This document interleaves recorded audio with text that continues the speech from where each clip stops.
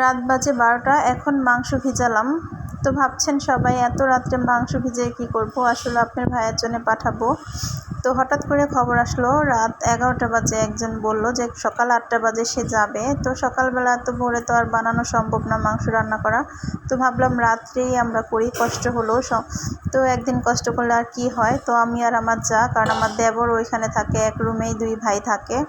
তো এই জন্যে দুজনে মিলে এখানে 6 কেজি মাংস ছিল। তো সেটা আমরা এখন রান্না করব।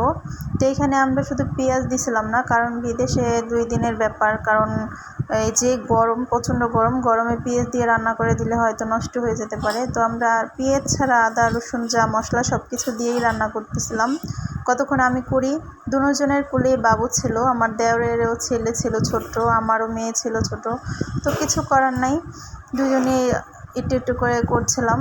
তো যাই হোক, এখানে সেটাই আপনাদের সাথে শেয়ার করলাম। তো সব প্রবাসী ভাই এবং বোন যারাই আছে সবার জন্য দোয়া করি। তো আপনারাও সবাই দোয়া করবেন আমাদের প্রবাসীদের জন্য।